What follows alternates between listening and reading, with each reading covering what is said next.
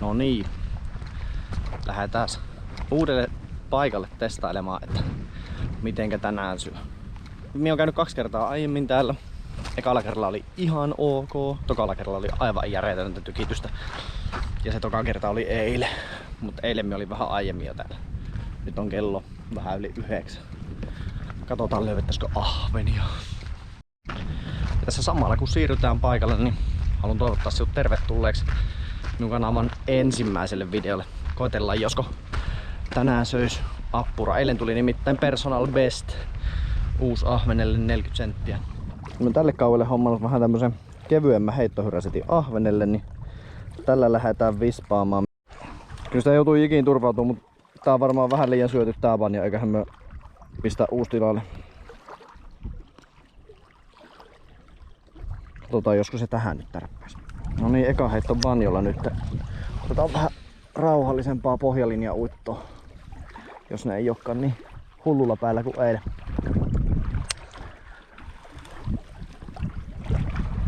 Voihan se olla, että toi rippinräppi oli niin vauhikas viehe vielä tähän hetkeen, että ei lähtenyt.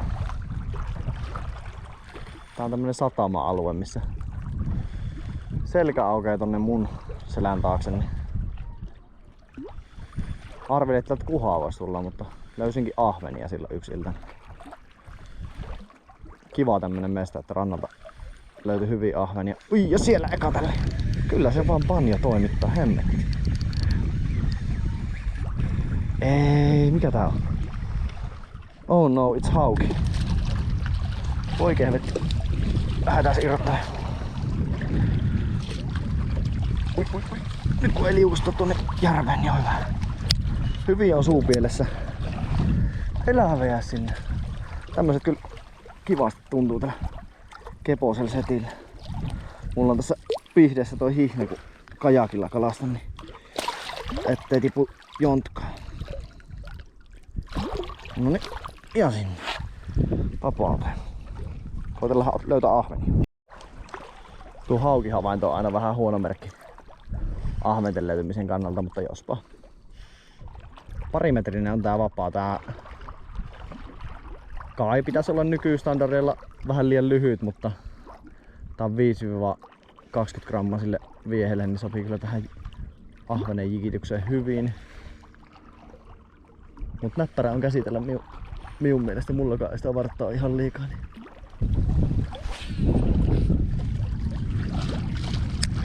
Eilen tuli tosiaan, siitä kun tulin tähän, niin tuli puoli tuntia 3 varttia joka heitolla. No niin, sieltä löytyi jotain.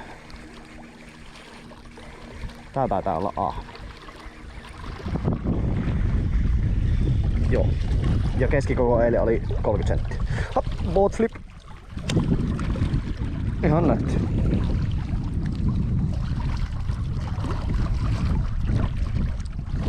Ja oli lähtenyt vasta haukea karkuun eri paikkaan.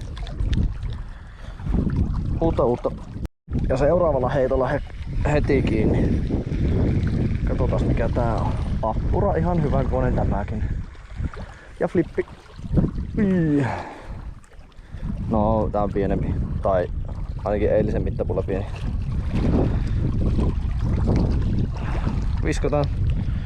Viskotaan nyt sumppuun, kun näitä tulee ja katsotaan mitä näillä tehdään. En välttämättä ihan samanlaista filiantitalkoota halua pitää kuin mitä eilen pidin.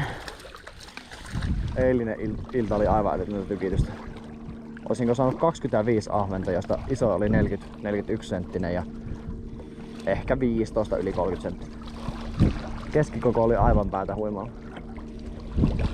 Kymmenkuntaa taisi ottaa ruokakaloiksi. Ville on jo pistin pakkaseen.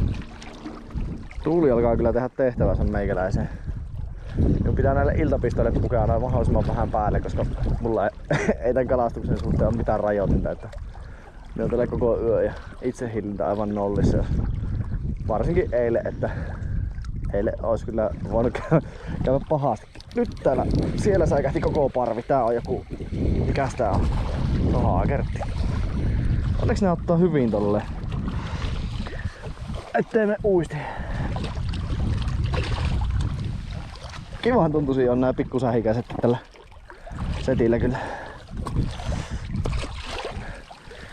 Koskilla käytiin tytön kanssa, tuossa oli ilmaispäivät Joensuun koskilla, niin kävin testaille kirjolohen väsyttelyäkin tälleen ja onnistuhan se. Onnistuhan se. Venekin hommattiin tälle kesälle kaverin kanssa.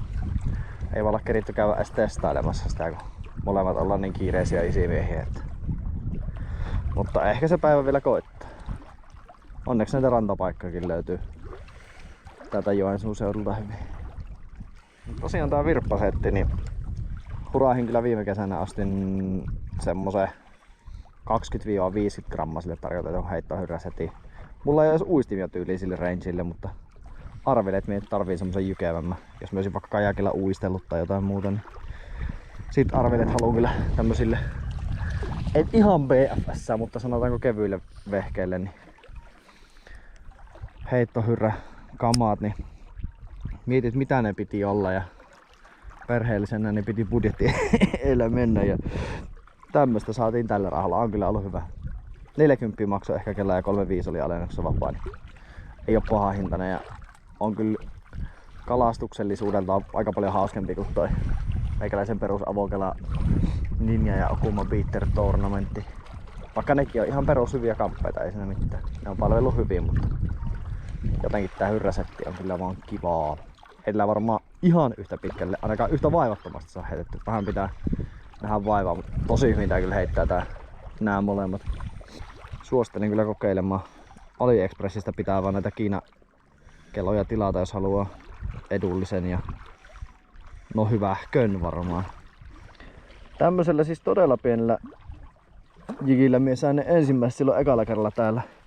Katsotaan tunneeks me tällä tuulella edes tämän vehkeen liikkeelle.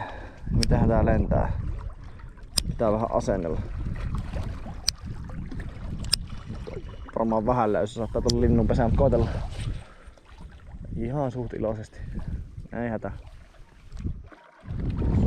Noniin. Nyt me vaihdetaan tommonen nedipökäle tonne testiin. Oiskohan se ratkaisu? Jospa toi tuuli on työntänyt tänne vähän liian kylmää vettä tänne meidän pohjukkaan. Aina se jää vähän tuolle huonosti tuolta. Näissä keisissä mä en tiedä, onko se aina nedille ominaista vai onko se näille kielletyn kaupan tuotteille ominaista. Laitetaanhan testiin. On näillä huonosti rikatuilla nedeilläkin kyllä saatu. Mä vähän korjaan sitä. Vähän liian myöhään tulee toi koukku tuolta. Alkaa näköjään kylmä painamaan jo vähän sormissa.